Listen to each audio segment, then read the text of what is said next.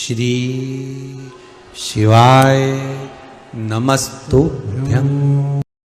हम तो बेटियों से भी कहते हैं, जिसका विवाह नहीं हो रहा हो, 25 साल 30 साल 27 साल 28 साल 32 साल 40 साल हो गए हो, नहीं हो रहा हो बेटा बेटी का विवाह, उसे लाल चंदन का प्रयोग अशोक सुंदरी वाली जगह पर 7 बिंदी लाल चंदन की लगाकर 7 बेलपत्र 7 बिंदी पर रखिए और महाराज अपनी कामना कर कर भगवान से आइए, बाबा देगा, करेगा, 3-4 महीने में विवाह पक्का करेगा। ये लाल चंदन की महत्वता है शिव तत्व।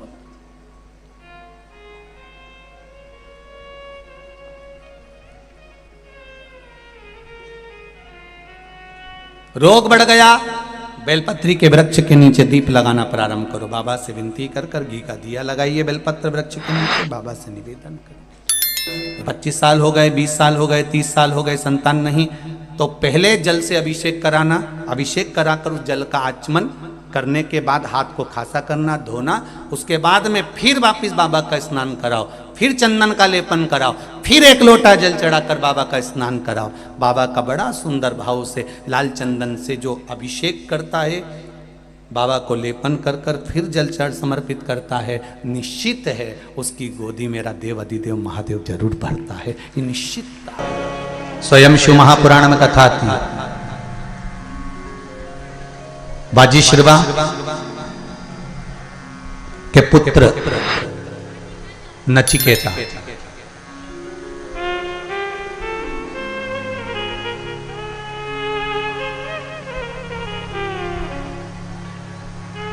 बाजीश्रवा के पुत्र नचिकेता,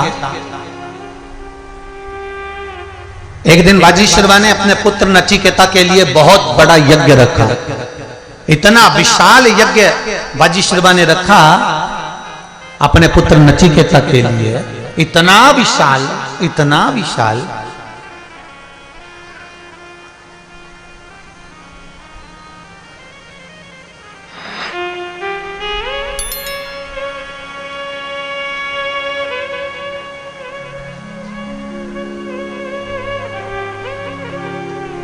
और महाराज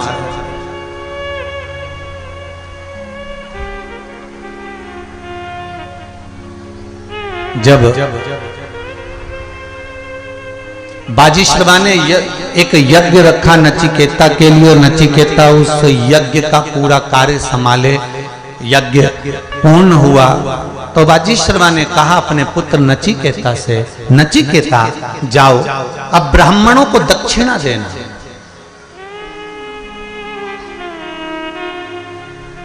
इस यज्ञ की दक्षिणा ब्राह्मणों को देना है, संतों को देना है, ऋषियों को देना है, गुरुजन को देना है। और यज्ञ करते करते हमारे पास कुछ भी नहीं बचा है, एक काम करो, जो हमारे यहां गाय बंधी हुई हैं उन गाय को खोल कर लाओ, उन गौओं को वजिष्ठवा कहते हैं, इन ब्राह्मणों को दे दिया जाए।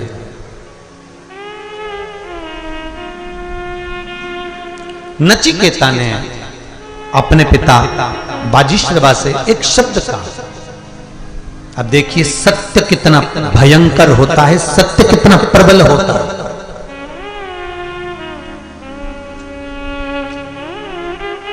बाजीश्रवा ने कहा जाओ संतों को ब्राह्मणों को यज्ञ में गाय दान करना है, गाय लेकर आओ। तो नचिकेता कहते हैं पिताजी मैं गाय तो लेकर आ जाऊंगा, मना नहीं है, पर एक निवेदन है पिताजी। क्या निवेदन? केवल इतना है कि तुम जिस गाय को दान दे रहे हो वो गाय एकदम दुबली पतली है और वो गाय बीमार है और उस गाय का तो दूध भी नहीं आता, तो फिर ऐसी गाय ब्राह्मण को देने से क्या मतलब है?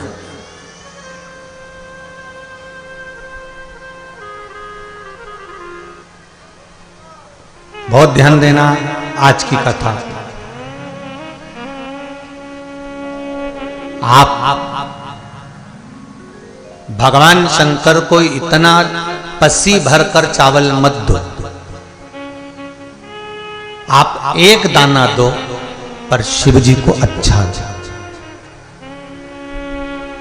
सारे देवताओं को जो भी तुम सामग्री चढ़ाओगे वो थोड़ी बहुत टूटी फूटी होगी, चल जाएगी। पर शंकर भगवान कभी ये नहीं कहते कि तुम मुझे ढेर दो।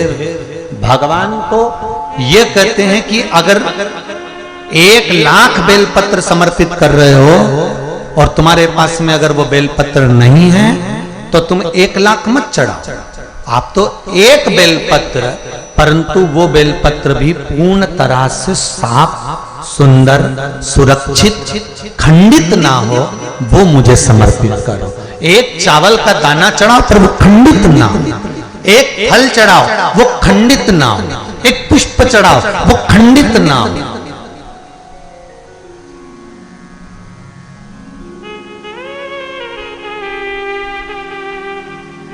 मेरे हाथों से, शिव कहते हैं मेरे हाथों से मेरा पुत्र खंडित हो गया था। उस दिन से मैंने वचन दिया है माता पार्वती को कि खंडित वस्तु स्वीकार नहीं करूंगा और ना खंडित दूंगा। शायद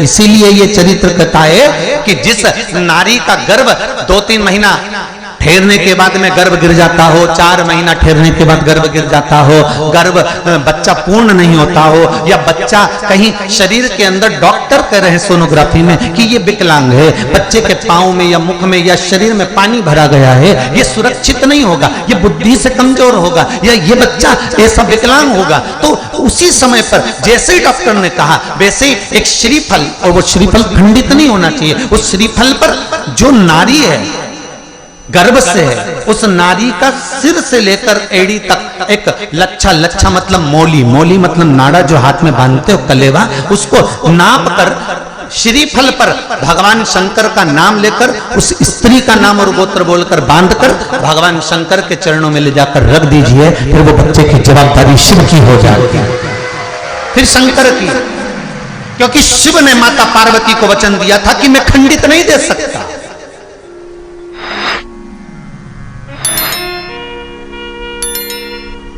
जब रावण को सोने की लंका दी गई तब माता पार्वती जी ने कहा था आधी लंका तो रख लो सोने की, अपन रहेंगे। शिव जी कहते खंडित नहीं रखूंगा, पूर्ण दिया जाए। सारे देवताओं के मंदिर में नारियल फूटता है, हनुमान जी के मंदिर में नारियल फूटता है, राम जी के मंदिर में नारियल फूटता है, देवी जी के मंदिर में नारियल फोड़ा जाता है, पर शंकर जी के मंदिर में नारियल नहीं फोड़ा जाता। आखा की आखा दिया जाता है कि पूर्ण दीजिए, बेलपत्र पूर्ण दीजिए, फल पूर्ण दीजिए, एक चावल का दाना भी दे रहे हो तो पूर्ण दीजिए, उसमें खंडितता का भाव ना हो। शायद उसी का प्रताप एक पत्र में लिया।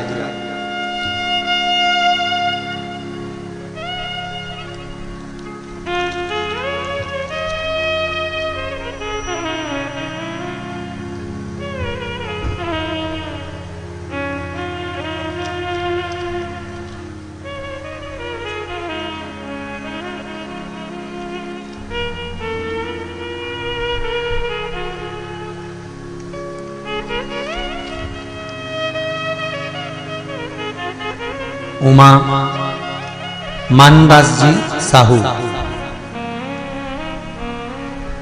उमा साहू पति मानदास जी साहू, मैं ग्राम खुर्सीपार, थाना डोंगर गांव, जिला राजनांदगांव की निवासी हूँ। कहीं बैठी हो तो हाथ उठा सकती हैं। गुरुजी कहीं बैठे हो तो हाथ उठा सकते हैं, हिला सकते हैं। गुरुजी मेरा विवाह को 6 साल हो गए थे। अच्छा उधर बैठे हैं, वहां बैठे हैं, अच्छा उधर है, ठीक है, दोनों हाथ हिला दो एक बार, दिख गए। श्री शिवाय नमस्ते। गुरुजी मेरे विवाह को 6 साल हो गया था, मेरे यहाँ संतान नहीं थी। हमने बहुत पूजा पाठ कराया, डॉक्टरों के पास इलाज कराया, फिर भी कुछ नहीं हुआ। फिर एक दिन मैं और मेरे पति मोबाइल पर आपकी कथा सुन रहे थे। फिर आपने कथा के बीच में संतान प्राप्ति के लिए विधि बताई कि पति पत्नी सुबह स्नान करके सफेद आंकड़े की जड़ को लेकर आए और उस सफेद आंकड़े की जड़ को शिवलिंग पर से 21 बार तुमरुका जी का नाम लेकर घुमाएं और उस जड़ को पत्नी अपनी कमर में बांध ले। 3 से 4 महीने में गर्भ ठहर जाता है। गुरुदेव, हमने तो केवल मोबाइल पर वो सुना था और विचार करा, जब गुरुजी बोल रहे हैं तो अचानक मोबाइल में ये क्लिप आ गई है, तो क्यों ना करा जाए। दूसरे दिन ही हमने वो प्रयोग करा। आज मेरे को 6 महीने का गर्भ है। ये शिव भगवान। बैठ जाओ बहन, बैठ जाओ। श्री शिवाय नमस्ते। आज मुझे 6 महीने का गर्भ है। ये शिव की कृपा। जहां डॉक्टर भी फेल हो जाते हैं महाराज, व्यक्ति जहां हार जाता है वहां फिर शिव ही आता है। एक पत्र और है बड़ा सुंदर। पूनम ठाकुर, कुम्हारी से हूं मैं। कहीं बैठी हैं पूनम ठाकुर? कुम्हारी से। गुरुदेव, मेरा जॉब नहीं लग रहा था। कहीं बैठी हो तो हाथ हिला सकती हैं। पूनम जी ठाकुर, कुम्हारी।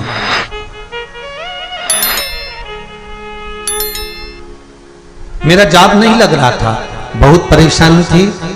आपने जो उपाय बताया था शिव पुराण में, बेल के पेड़ के नीचे 1 लोटा जल और 1 मूंग का दाना मैंने चढ़ाना प्रारंभ किया। गुरुदेव, आपको क्या बताऊं, शिव महिमा पूजा करके आई और एक ही बार करने पर 2 घंटे बाद मेरे लिए कॉल आ गया और मेरा जॉब लग गया। ये पत्र है। और ऐसे पत्र एक नहीं, अगर विश्वास है, भरोसा है तो शिव है। देखो, एक माता ने अपना फोटो भी भेजा और पत्र भी भेजा। देखिए,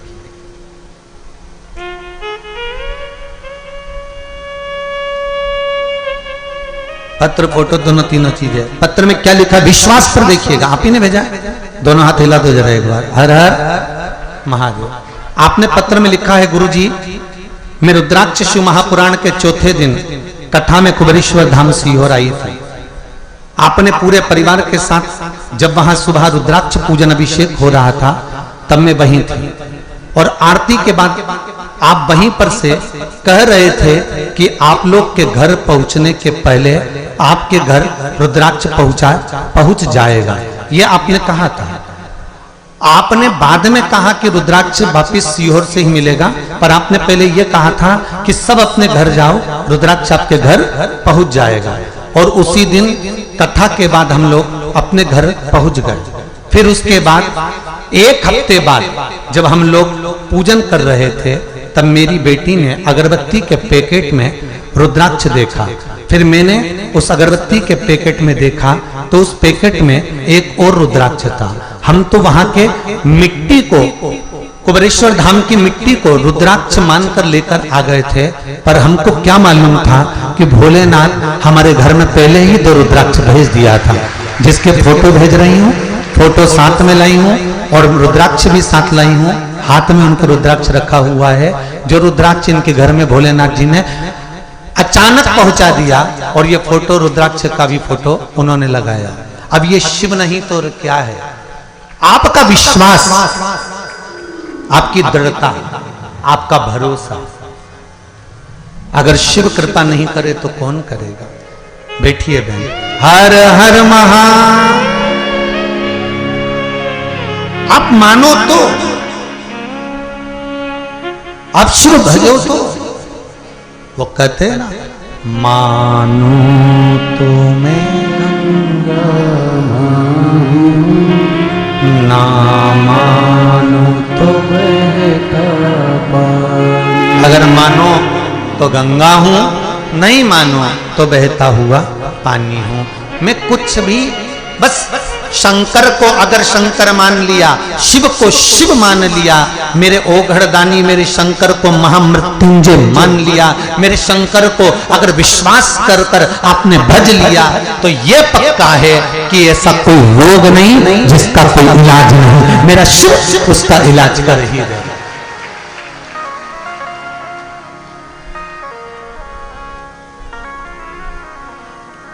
वो पहले कहा था ना, सबसे ज्यादा कठोर लोहा,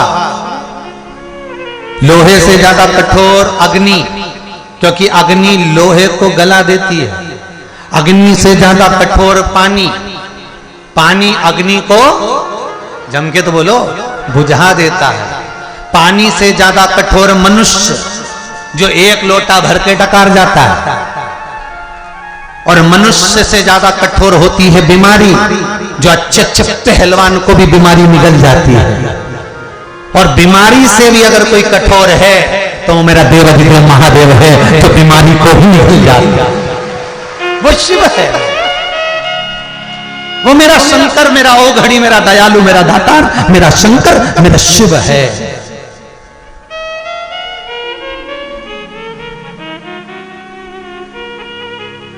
अगर बीमारी भारी है तो शिव भी तो भारी है, अगर बीमारी भारी है तो शंकर भी तो त्रिपुरारी है। आप भजो तो उसका स्मरण तो करो, उसका कीर्तन तो करो। नचिकेता ने सत्य कह दिया। नचिकेता बोलते हैं कि पिताजी आपको दान करना है तो ऐसी गाय क्या दान करना जो बीमार पड़ी हो, ऐसी गाय क्या दान करना जो दूध न देती हो, ऐसी गाय क्या दान करना जो दुर्बल हो गई। और एक हम अपने दादा और परदादा के लिए, उनके जाने के बाद अपने माता पिता दादा परदादा के लिए अगर गौ दान करते हैं, 12वें के दिन 13वें के दिन 10वें के दिन अगर ब्राह्मण को गाय भी देते हैं तो ऐसी गाय बुलवाते हैं जो किसी काम की नहीं हो।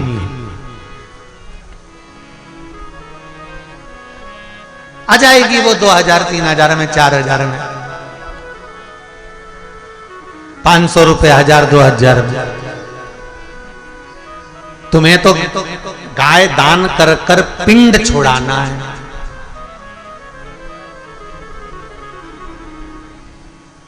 शिव महापुराण मना करती है।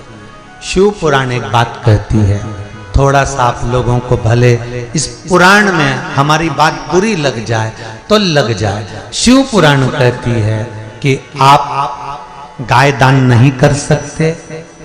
2000 5000 की अगर दुबली पतली बिना दूध की गाय लाकर अगर किसी ब्राह्मण को दे रहे हो तो मत दो। उसकी जगह आप किसी गौशाला में जाकर उस 2-5 हजार रुपए का चारा डलवा दीजिए, तो आपके पूर्वजों को उसका फल मिल जाएगा, आपके पूर्वजों को उसका लाभ मिल जाएगा।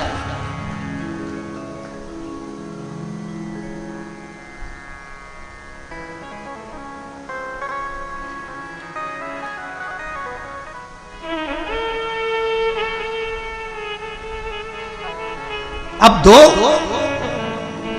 हाले कोसा में है गौशाला है, कितनी गाय है? 200।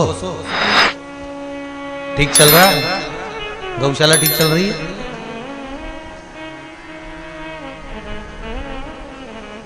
ठीक चल रही है पक्का। और नहीं अगर दिक्कत हो गौशाला में तो आज जितना भी दान आए यहाँ का सब गौशाला में पहुंचा। जितनी भी चढ़ोतरी आए, आज का जितना दान आए सब गौशाला में भेज दो। गौशाला में गौ माता प्रेम से चारा पावे, पानी पिए और आराम से रहे, इससे ज्यादा कोई सुख नहीं हो सकता। पहुंचा, सुखी रहना चाहिए। ऐसा दान किसी काम का नहीं। नचिकेता कर रहे पिताजी आप जो दान दे रहे हो, ये गाय तो दुबली पतली है पिताजी, ये गाय तो दूध नहीं देती पिताजी, ये गाय तो ऐसी दुबरी हो गई है पिताजी, और आप ऐसी गाय का दान देना चाहते हो? आप ऐसी गाय का दान देना चाहते हो?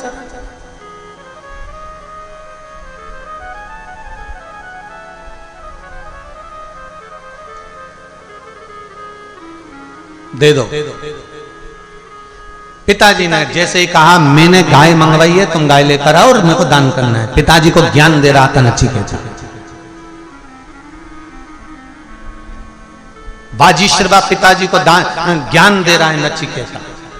और नचिकेता ने जब बाजीश्रवा को ज्ञान दिया, बाजीश्रवा को क्रोध आ गया कि मेरा पुत्र मुझे ज्ञान दे रहा।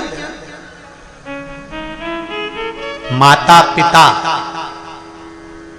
सत्यनारायण भगवान की कथा करवाएं, चाहे यज्ञ करवाएं, चाहे अनुष्ठान करवाएं, चाहे दुर्गा सप्तशती का पाठ कराएं, चाहे रुद्र अभिषेक कराएं, माता पिता ब्राह्मण को, बहन बेटी को, गौ माता को या संत ब्राह्मण को या किसी गरीबड़े को कुछ दे रहे हैं तो बच्चों का, बेटों का, बहुओं का फर्ज है कि अपने बुजुर्ग माता पिता से पूछो, मम्मी पापा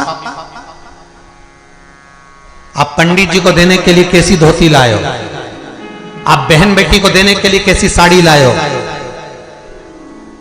आप कन्यादान करने के लिए क्या लेकर आयो।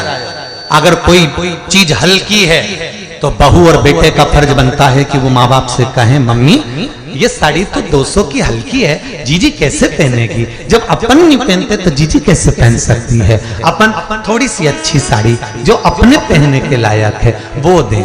ये बहू का, ये बेटियों का, ये बेटों का फर्ज है कि माँ बाप से कहें कि अच्छा प्रदान करिए। हमें नचिकेता से, बाजीश्रवा को जब कहा जा रहा था, नचिकेता ने बाजीश्रवा से कहा कि यह गाय श्रेष्ठ नहीं है, इसको देना नहीं है, पर बाजीश्रवा को क्रोध आ गया और बाजीश्रवा ने नचिकेता को श्राप दे दिया, ए नचिकेता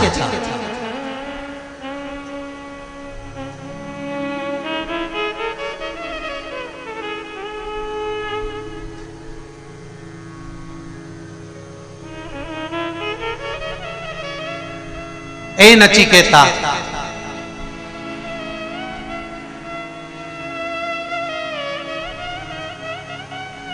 मैं तुझे श्राप देता हूं,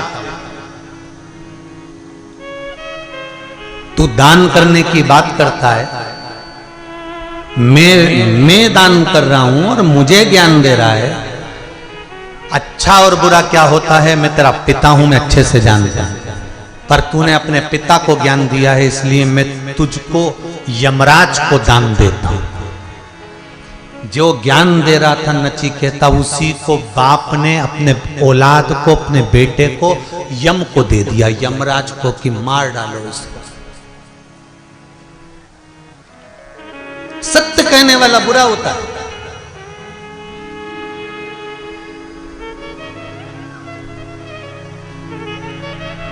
जो सत्य कहेगा ना वो बहुत बहुत बुरा होगा महाराज। इसीलिए तो ये व्यासपीठ से हम भी थोड़ा थोड़ा कह देते हैं तो लोगों को थोड़ा सा लग जाता है कि सियोर वाला महाराज तो ऐसा बोल, तो लग जाए तो उसमें कौन सी बड़ी बात है। जो सत्य कहेगा तो मिर्ची तो थोड़ी सी लगना, थोड़ा सत्य कहने में थोड़ा कड़कपन तो रहेगा।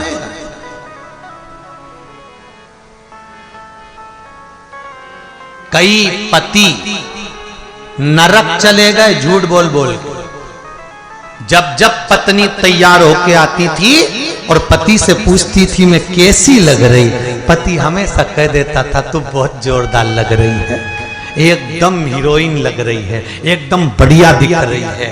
पर एक बार दिल से नहीं कह पाया कि तू ऐसी लग रही जैसे हरी घास में भैंस चल रही। एक बार नहीं बोल पाया, क्योंकि बोल देता तो ये की हालत खराब कर देगा। वो जब तैयार होके बाहर आए तब ये तारीफ करे, बहुत जोरदार लग रही, बहुत जोरदार लग रही। और एक आध दिन तैयार होके आई और बाल खुल्ला और बिंदी लाल, आंख में काजल और दांत थोड़े बाहर और मुंडा पे लिपस्टिक, और जो धम्म से सामने आई और आते से पूछे भेरू कैसी, तो भेरू पांव पड़ के कह दे जगदम्बा पावागढ़। तू तो अब सत्य नहीं बोल सकता बेटा, सत्य बोले तो बोले कैसे। यहां तो सत्य बोलने वाले का मुंह बंद कर दिया जाता है। दिवाली के दिन एक छोटा सा बच्चा, दीपावली के दिन सवेरे सवेरे चिल्ला रहा था राम नाम सत्य है, राम नाम सत्य है, राम नाम सत्य है। मम्मी कपड़े धो रही थी, थोड़ी देर बाद इसको धो दिया।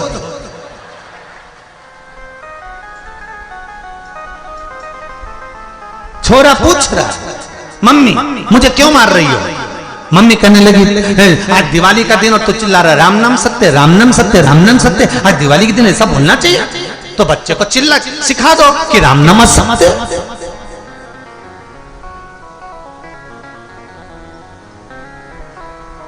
अरे हम तो कहते हैं दिवाली और होली मिलने जाओ तो हैप्पी होली हैप्पी दिवाली मत कहो, डायरेक्ट जाकर कहो काका जी राम नाम सत्य है। काका जी कुर्सी से नीचे डर क्यों रे, मेरा बुरा चाहता है? नहीं नहीं नहीं, बुरा चाहने वाली बात नहीं है। जिंदगी में बहुत झूठ बोल लिया, छल कर लिया, कपट कर ली, बेईमानी कर ली, दुनिया भर का प्रपंचा कर लिया, सारे बेकार काम इस संसार सागर में आकर कर लिया। अब सत्य बोलने का समय आया है, इसलिए थोड़ा सत्य बोलिए। भगवान का नाम सत्यता का नाम है, इसलिए उसको सत्य नारायण कहते हैं, इसलिए उसको भगवत स्मरण कहते हैं, इसलिए उसको शिव तत्व कहते हैं। शंकर को प्रिय क्या है? सत्यम शिवम सुंदरम। सत्य आया तो शिव मिल गया, और शिव मिल गया तो जीवन सुंदर हो गया।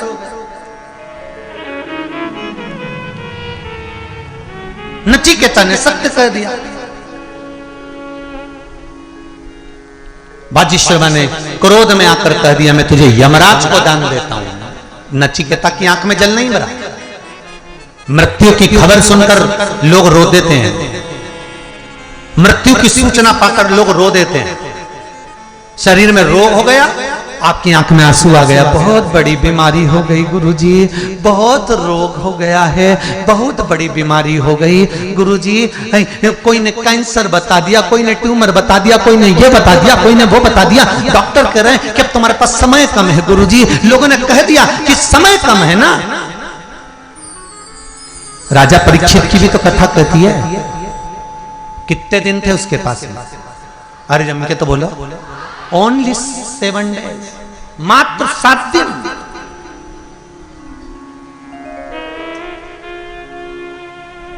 क्या करा उसने? राजा परीक्षित ने किया क्या? कुछ नहीं करा। सबसे पहले अपने बेटे को राजपाट दिया और असली गुरु की तलाश करने गए।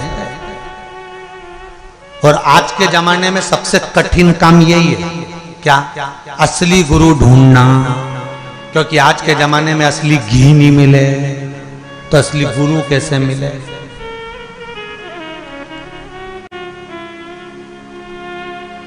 अब आज के जमाने का सबसे कठिन काम यही है, असली गुरु ढूंढना। क्योंकि आजकल का गुरु कि गुरु फिरे बाजार में, अरे गुरु फिरे बाजार में, हमसे दीक्षा ले, नरक पड़ो चाहे स्वर्ग जाओ, पर माल हम ही को दो। आजकल के गुरु ऐसे हो गए कि तुम्हें नरक और स्वर्ग से कोई मतलब नहीं, उन्हें तुम्हारे धर्म और संस्कृति से कोई मतलब नहीं, उन्हें तो केवल यह मतलब है कि तुम कितना माल दे सकते हो। जो ज्यादा देगा गुरुजी उससे बात कर लेंगे, जो ज्यादा देगा गुरुजी उससे मिल लेंगे, जो ज्यादा देगा गुरुजी उसके हो जाएंगे। आज के गुरु को इससे मतलब है।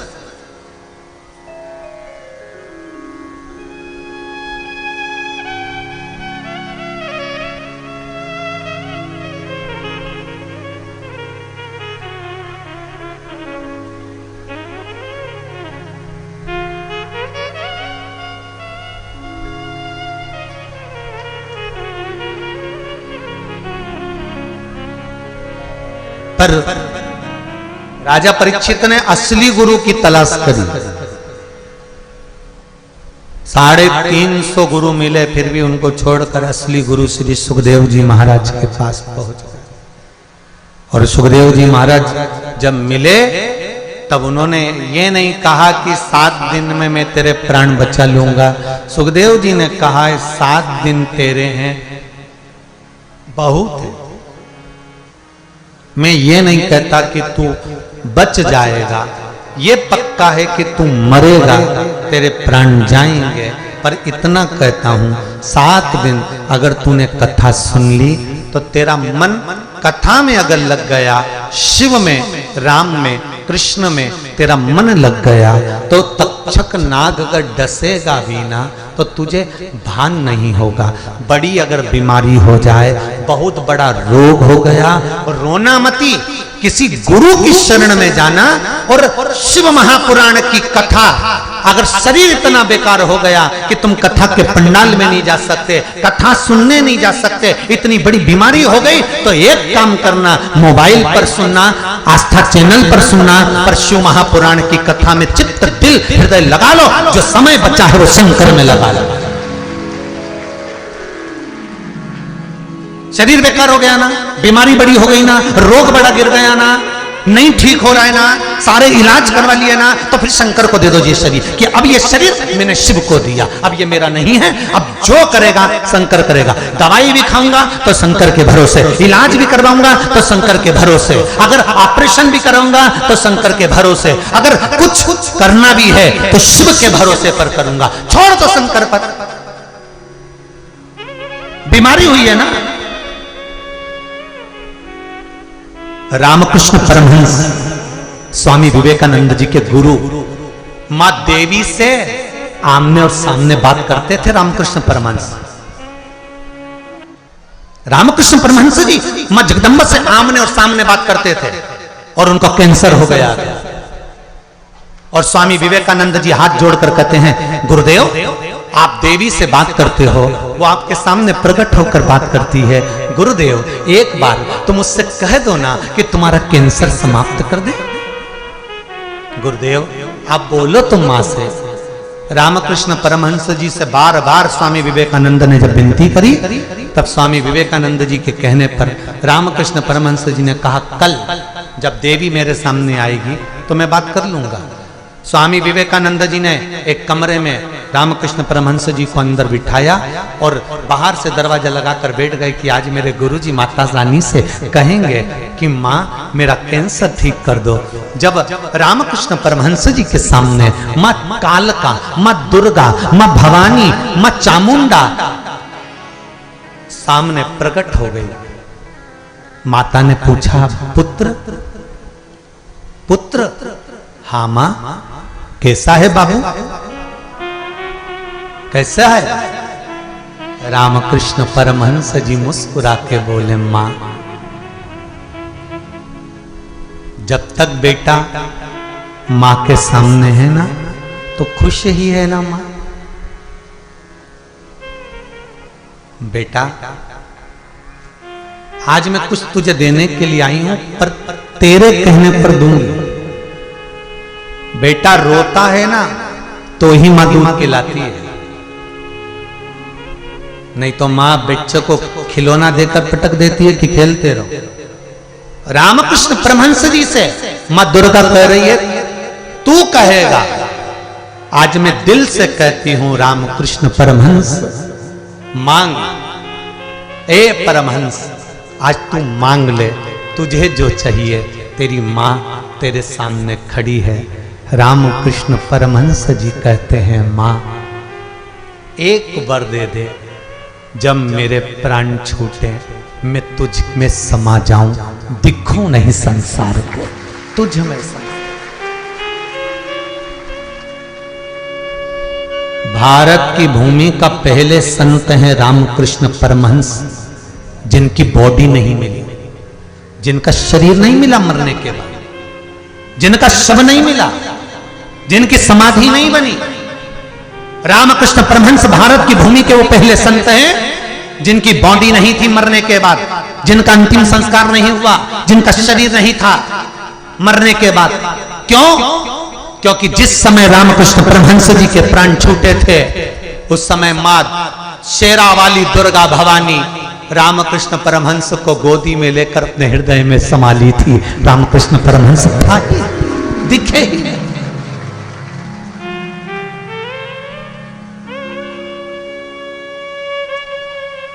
समा गए।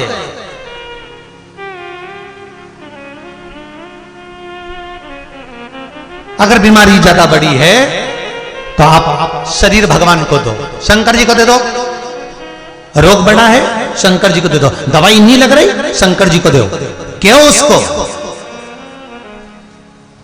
और अपना हक जता कर कहना, अपना मान कर कहना कि मैं दवाई खा रहा हूं 2 महीने हो गए।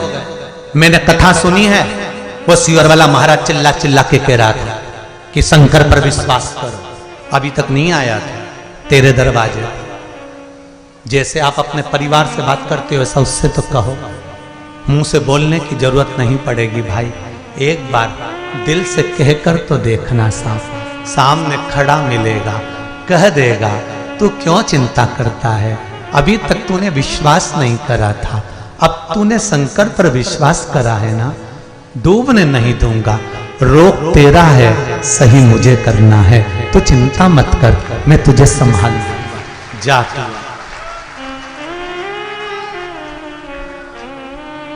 उसको कभी कभी ऐसा लगता है शिव सामने खड़ा हो जाता है, उसको पहचान। शंकर कभी नहीं आकर कहेगा कि मैं तेरे साथ हूं, कोई उसका भक्त आएगा आप लोगों के बीच में और कहकर चले जाएगा कि उसको पहचान लो, सामने है वो, दिल से कहो तो। कली काल में, कलयुग में इतनी बीमारियां हैं, इतना रोग है, इतना दुख है, प्रत्येक मनुष्य को टेंशन, डिप्रेशन, दुख, तकलीफ सबको है। संसार में ऐसा कोई जन्म ही नहीं जिसको तकलीफ नहीं,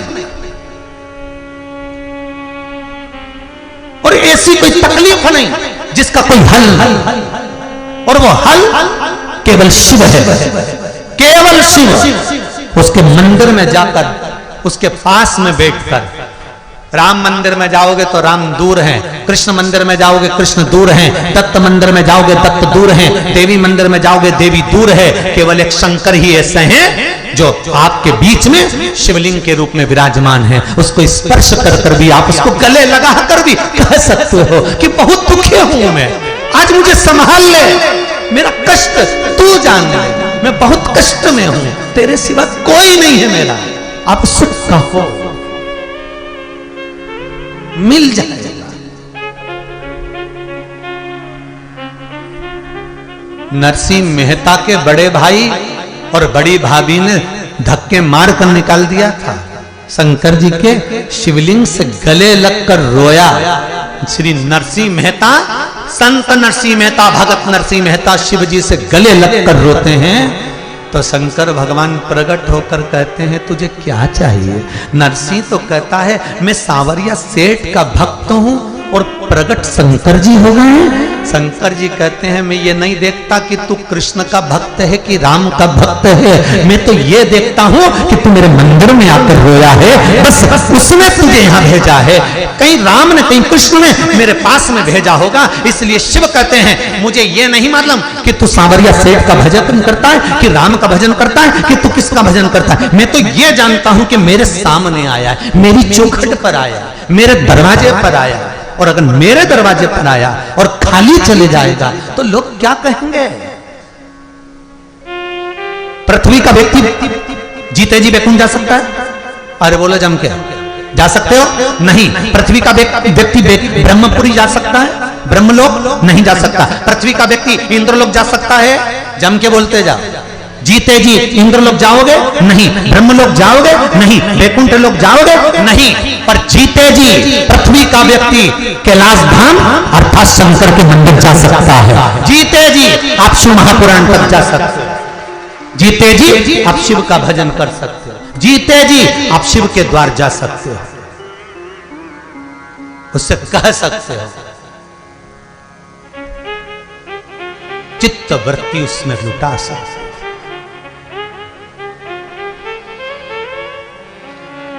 कहो उसको दिल से। किसी को तकलीफ होती है तो वो हमसे कहने आता है तो हम उससे एक ही बात कहते हैं कि हम कोई विद्या नहीं जानते। सीहोर वाले महाराज को ना पत्रिका देखना आती है ना ज्योतिषी आती है। सीहोर वाले पंडित प्रदीप मिश्रा को ना भाग्य देखना आता है ना भविष्य देखने आता है। और सीहोर का पंडित प्रदीप मिश्रा आप आए ना आपके गांव का नाम जानता है ना शहर का नाम जानता है ना कागज पर लिखकर हम कुछ बता सकते हैं आपको कि आप क्या करते हैं, हमें कुछ नहीं मालूम। पंडित प्रदीप मिश्रा केवल एक काम जानता है कि उसने भी भगवान का भजन करा है, तो आपको भी उसी का दरवाजा बता सकता है कि सेठों में से वो बैठा हुआ है। जिस शंकर ने प्रदीप मिश्रा को संभाला, उसी शंकर का दरवाजा बता सकता है। जो व्यक्ति उधार पैसा देता है, उसका दरवाजा दूसरा व्यक्ति बता देता है कि वहां से ले आना, वहां से ले आना, उसके घर चले जाओ, बहुत अच्छा है, वो सेठ जी बहुत अच्छे हैं, वो दयालु बहुत अच्छे हैं। उसी तरह हम भी कह सकते हैं कि शिव के द्वार चले जाओ, राम और कृष्ण के दरवाजे चले जाओ, मेरे प्रभु के द्वार जाइए, वो बैठा है, दुख हरेगा, तकलीफ हरेगा, कष्ट हरेगा, पर उसके साथ में छल मत करना, नहीं तो जिंदगी भर रोएगा। उसके साथ छल मत करना।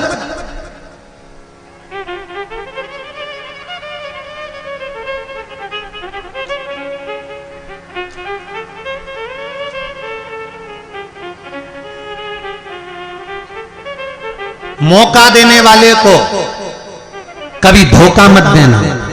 जम के बोलिए, मौका देने वाले को कभी धोखा मत देना, और धोखा देने वाले को वापस मौका मत देना।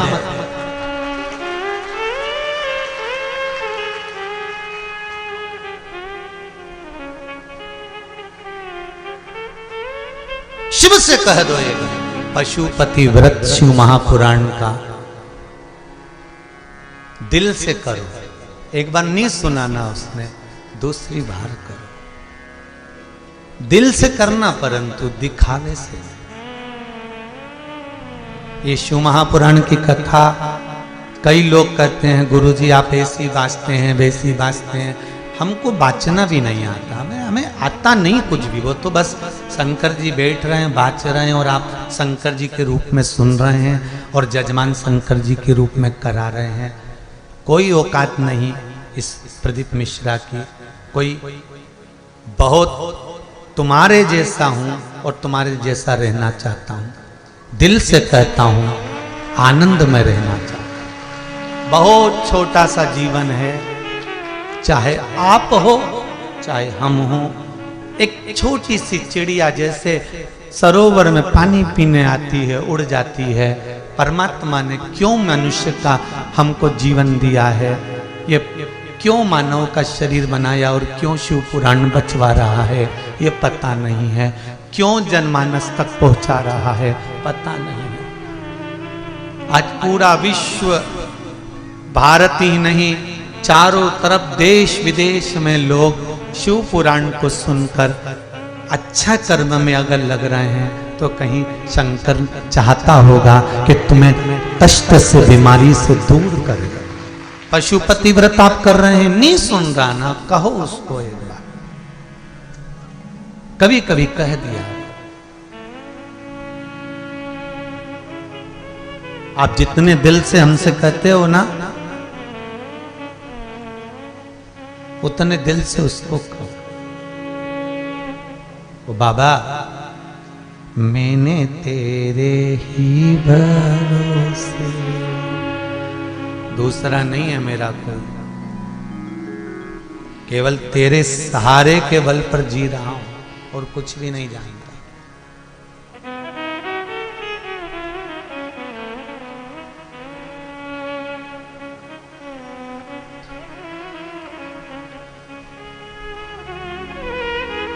और फिर कहूंगा,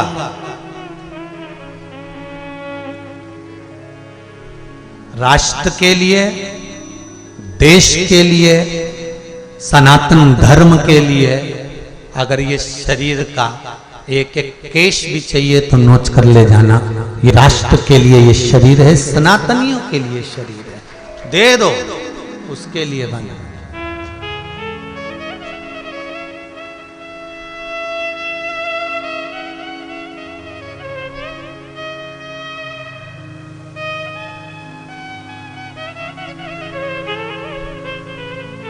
कहीं जरूरत पड़े तो दो, ले जाओ, भजन करो, कीर्तन करो, नाम जाप करो, नाम स्मरण करो।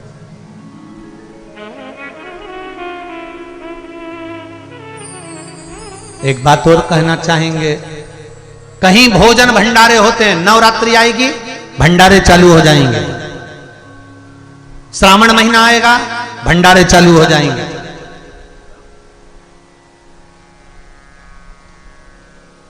अन्नकूट आएगा, भंडारे चालू हो जाएंगे। जितना आपके पास में थोड़ा बहुत अगर ज्यादा है तो जो भंडारे कर रहे होते हैं उनको सहयोग देना चाहिए। क्यों? उससे हमारा सनातन धर्म जुड़ता है। भंडारे हो रहे हैं, दान करो, धर्म करो, पुण्य करो, सत्कर्म करो, पर भंडारा करवाने वालों से निवेदन है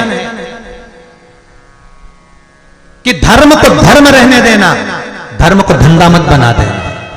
नहीं तो धन एकाग्रित करा, भंडारा भंडारा भंडारा का नाम पे इकट्ठा कर लिया, बाद में अपना ही भंडा भर लिया। धर्म को धंधा मत होने देना। लगाओ, भंडारे में धन की जरूरत है, वैभव की जरूरत है, सत्ता की जरूरत, लगाओ, पर वहीं तक सीमित रखो कि हमें जनमानस के लिए करना है, खुद के लिए नहीं, खुद के लिए नहीं।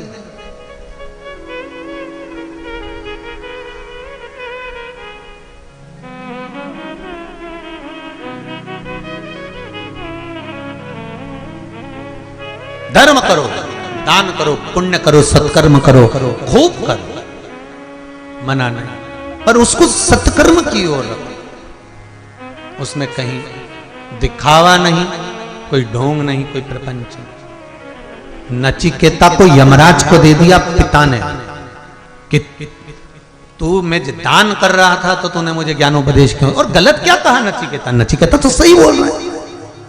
नचिकेता ने तो सत्य कहा कि आप गाय दान दे रहे हो, वो भी ऐसी गाय दान दे रहे हो जिस गाय का कोई मूल तत्व ही नहीं है, जो गाय दूध ही नहीं देती, जो एकदम दुर्बल है, जो एकदम बीमार है, एक कष्ट में, और ऐसी गाय दान दे रहे हो ब्राह्मण को। तो नचिकेता ने मना करा, पर पिता ने नचिकेता को यमराज को दान दे दिया। मैं तुझे यम को दान देता हूं। यमराज आया, क्या बात है, क्या बात है बाजीश्रवा, क्या चाहते हो? बाजीश्रवा ने कहा मेरे बेटे को ले जाओ उठाकर। यमराज मुस्कुराया और वाजीश्रवा से कहा आप कहते हो कि बेटे को उठा कर ले? हाँ, क्यों? बस इसने मेरा भी मन दुखाया, इसको ले जाओ। नचिकेता को यमराज लेकर चले। देखिएगा जरा, जब अच्छा कर्म कर कर कोई व्यक्ति मरता है तो यमराज भी उसके लिए 5 स्टार होटल खोल देते हैं। अगर अच्छा कर्म कर कर कोई मरता है तो यमराज भी उसको 5 स्टार होटल खोल देते हैं। और अगर अच्छा कर्म करने की जगह बुरा कर्म कर कर मरते हो तो तुम्हारी हालत कैसी होती? देखो, अब बाप ने बेटे को यमराज के हाल छोड़ दिया कि इसको ले जाओ, और नचिकेता को लेकर यमराज जाने लगे तो यमराज हाथ जोड़कर नचिकेता से पूछते हैं, नचिकेता जी ये बताओ आपके लिए क्या व्यवस्था करूं मैं? आपके पिता ने हमें दे दिया है आपको, तुम मर चुके हो, तुम्हारे प्राण जा रहे हैं, आप बताओ क्या करना है हमें? तो नचिकेता ने कहा यमराज, यम का काम क्या है कि दंड देना। जब दंड देने का काम है तो आप हमें दंड दीजिए, आप हमें कष्ट दीजिए। यमराज कहते हैं कष्ट तो दे दें, मना नहीं है, पर आपने गलत क्या किया? आपने तो सत्य मार्ग बतलाया है ना, कि पिताजी से कहा कि ये गाय दुर्बल हो गई है, दूध नहीं दे रही है, मत दो, ये तो सच बोला, तो फिर आप हमें दंड दीजिए ना। तो यमराज कहते हैं सत्य बोलने वाले को यमपुरी में कभी दंड नहीं मिल सकता, उसको तो सम्मान मिलता है, उसको सम्मान मिलता। इसीलिए मेरे शंकर को सत्यम शिवम सुंदरम प्रिय है, मेरे शिव को सत्य प्रिय है। कहो, छाती ठोक कर कहो, सत्य कहो।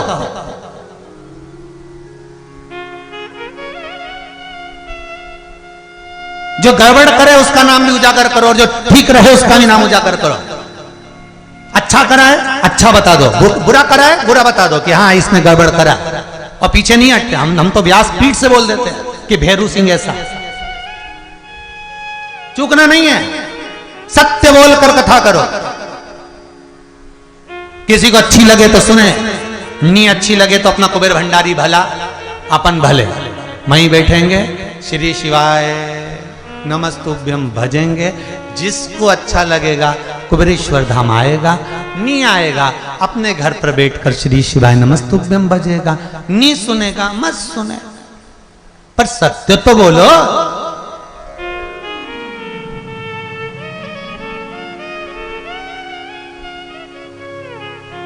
नचिकेता, हम तुम्हें लेकर चल रहे हैं, तुम जो चाहो मांग लो। नचिकेता कहते हैं कि यमराज का काम वर देने का नहीं है, यमराज का काम तो प्राण लेने का है। आप प्राण लीजिए, ले जाइए हमको। यमराज कहते हैं किसी की सामर्थ्यता नहीं, सतमार्ग पर, अच्छे मार्ग पर, नेक कर्म करने वाले को, सतमार्ग पर चलने वाले को, धर्म करने वाले को, धर्म की ध्वजा फहराने वाले को, भगवान के भजन करने वाले को, भगवत स्मरण करने वाले को कोई मार दे, ये किसी की सामर्थ्यता नहीं है। अगर भगवान ने हाथ पकड़ कर रखा है तो पांव खींचने वाला कितने खींच ले, गिरने नहीं देगा मेरा शंभू, वो पकड़ कर रखे। भजन शिव का करो। कितने लोग मंदिर जाते हैं शंकर जी को? हाथ उठाओ जरा। सब जाते हो? बहुत बढ़िया, रख लो, जाना चाहिए। जाओ, एक लोटा पानी ले गए, चढ़ाया है। और जिस दिन पानी ले जाने का मन नहीं हो मत ले जाओ, मई की बेलपत्री उठा लो, धो लो, चढ़ा मत ले जाओ। तुमसे पानी ले जाते नहीं बने, बेलपत्री भी नहीं चढ़ाओ तो मंदिर के सामने से जब निकलो 2 मिनट रुक जाओ, थोड़ी सी स्माइल दो, चल दो। स्माइल से तो ना जाने कितने पट गए, तो शिव नहीं पटेगा एक स्माइल से।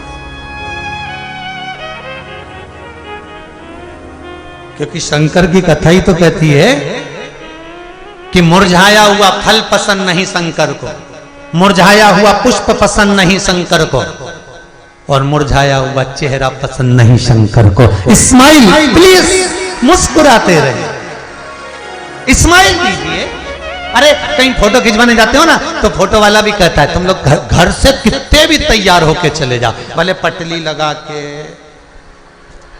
पिन मिन खोस के, तुम कितने जोरदार तरीके से अच्छे से चले जाओ, और फोटो वाले के पास जाके और तुम बढ़िया आराम से ऐसे बैठ जाओ। और फोटो वाला फोटो खींचता है, कितनी देर लगती है उसको फोटो खींचने में? केवल वो बटन दबाएगा, 1 सेकंड भी नहीं लगता, क्षण मात्र, और वो बटन दबेगी और फोटो खींचेगा। और फोटो वाला क्या बोले? Smile please. बोलता कि नहीं बोलता? एक काकी स्माइल प्लीज। क्यों बोलता है? क्योंकि फोटो वाले को मालूम है कि मैं जब फोटो खींचूंगा तो कितनी भी अच्छी सजी हो, कितनी भी अच्छा श्रृंगार करा हो, अगर चेहरे पर स्माइल नहीं होगी तो फोटो अच्छा आएगा क्या? नहीं आएगा ना। तो तुम फोटो वाले के पास जाओ और वो बोले स्माइल प्लीज, तो तुम मुस्कुरा,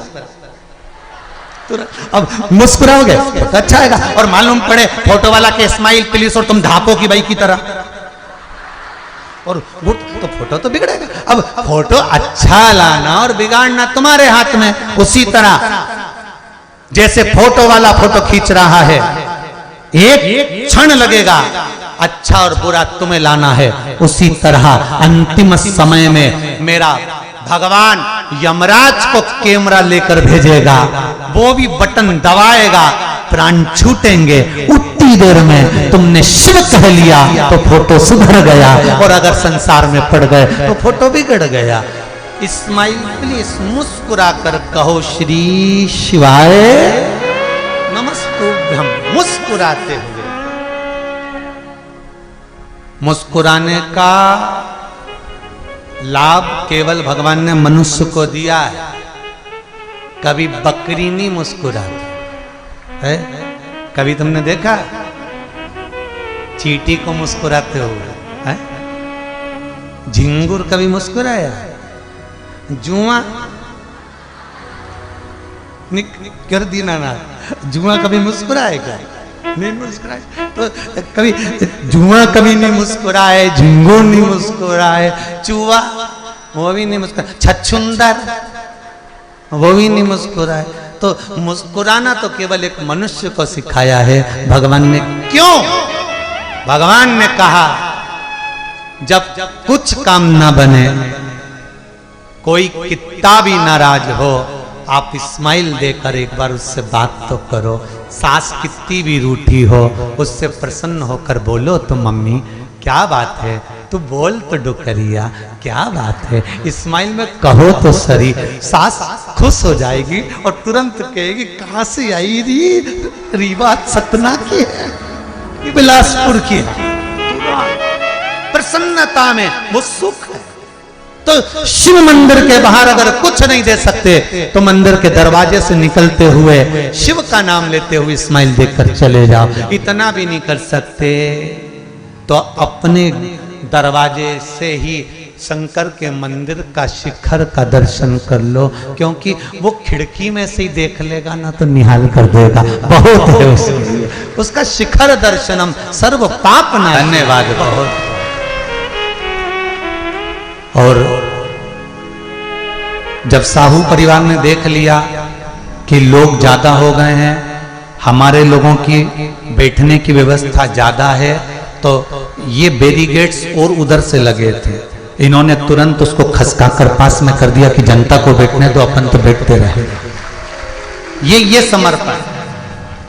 आज के जमाने में अगर कोई कथा करवाता है तो पहले तो अप टू डेट बन जाता है कि हम कथा करवा रहे हैं, हमारा वर्चस्व होना चाहिए, हमारा नाम जाप होना चाहिए, हमारा कीर्तन होना चाहिए।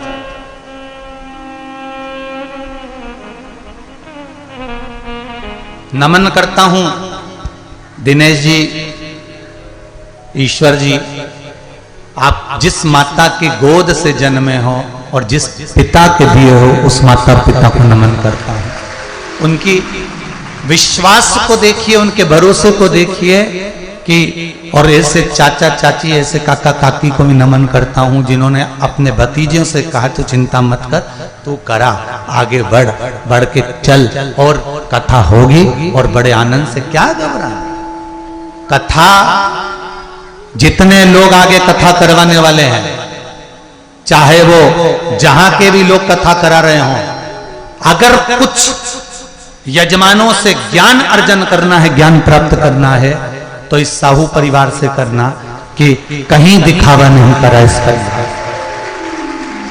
कहीं दिखावा नहीं। और कितने लोग भोजन कर कर चले गए और तो भी इनके मुंह पर सल नहीं आया कि नहीं साहब इतना लाख आदमी जिम रहा है, इतने लोगों की व्यवस्था हो रही है, कहाँ रुक रहे हैं, कैसे भोजन कर रहे हैं, क्या हो रहा है। और इस गांव के एक एक घर के लोगों को धन्यवाद दूंगा। गांव के एक एक झोपड़े में 50-50 लोग भरे हुए हैं, एक एक झोपड़े में भरे, पूरे गांव के एक एक घर के अंदर लोगों को ले जाकर बिठाना, सुलाना, व्यवस्था करना। किसी भी गांव के झोपड़े के अंदर चले जाओ, चाय की हंडी केवल कथा होती है उस समय बंद होती है, बाकी के समय चूल्हे पर चाय चढ़ी रहती है। एक एक झोपड़े के अंदर चाय बना बना कर पिला रहे हैं, जिनकी कुछ ज्यादा कैपेसिटी नहीं हो सकती, धन नहीं हो सकता, तो भी व्यवस्था कर। धन्य है साहब, धन्य।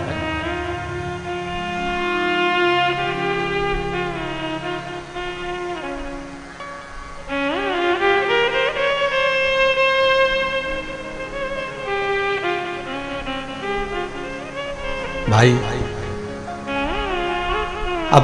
अब बोलो छत्तीसगढ़िया सब ले गए, कपट नहीं होता। कथा करवाओ, खूब दिल से कराओ,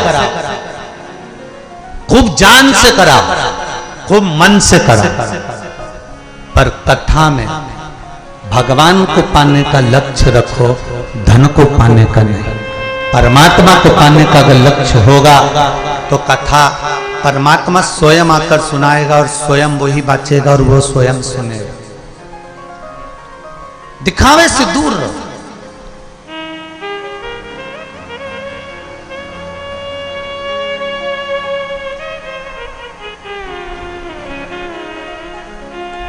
महाराज सत्यता के मार्ग को अपनाओ। और जिस दिन सत्य आपके भीतर बैठ गया, हाँ, सत्य से दुख जरूर होगा, क्योंकि कोई सच बोल देता है ना तो वो बुरा हो जाता है। स्वयं शिव महापुराण में कथा आती है, बाजीश्रवा के पुत्र नचिकेता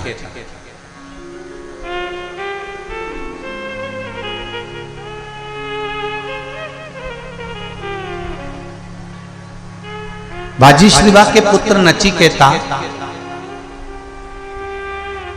एक दिन बाजीश्रवा ने अपने पुत्र नचिकेता के लिए बहुत बड़ा यज्ञ रखा।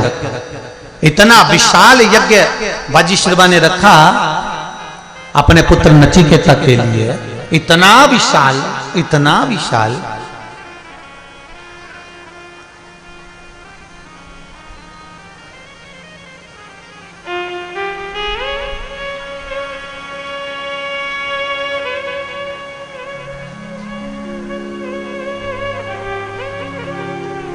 और महाराज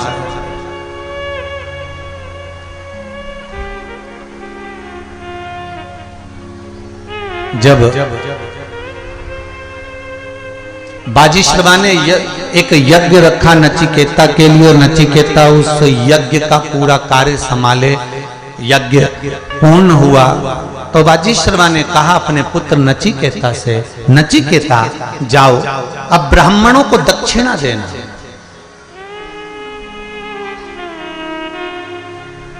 इस यज्ञ की दक्षिणा ब्राह्मणों को देना है, संतों को देना है, ऋषियों को देना है, गुरुजन को देना है। और यज्ञ करते करते हमारे पास कुछ भी नहीं बचा है। एक काम करो, जो हमारे यहां गाय बंधी हुई हैं उन गाय को खोल कर लाओ, उन गौओं को वजिष्ठवा कहते हैं, इन ब्राह्मणों को दे दिया जाए।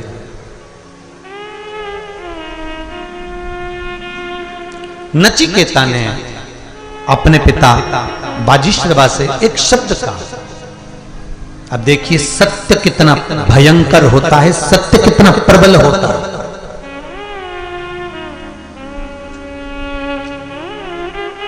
बाजीश्रवा ने कहा जाओ संतों को, ब्राह्मणों को यज्ञ में गाय दान करना है, गाय लेकर आओ। तो नचिकेता कहते हैं पिताजी मैं गाय तो लेकर आ जाऊंगा, मना नहीं है, पर एक निवेदन है पिताजी। क्या निवेदन? केवल इतना है कि तुम जिस गाय को दान दे रहे हो वो गाय एकदम दुबली पतली है और वो गाय बीमार है, और उस गाय का तो दूध भी नहीं आता, तो फिर ऐसी गाय ब्राह्मण को देने से क्या मतलब है?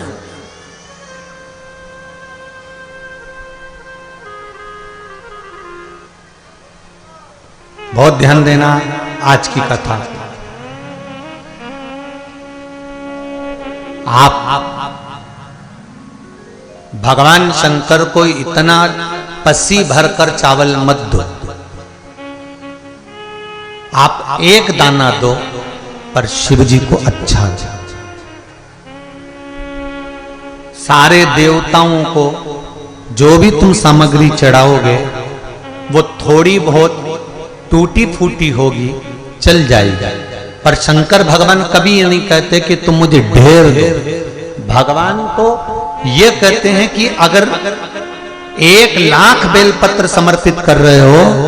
और प्यारे भक्तों, आज की कथा में हमारे पूज्य श्री पंडित प्रदीप जी मिश्रा ने जो भी उपाय इस श्री शिव महापुराण कथा में बताए हैं, अगर आप इन उपायों को अपने जीवन में निरंतर करते हो तो आपको अवश्य ही लाभ प्राप्त होगा।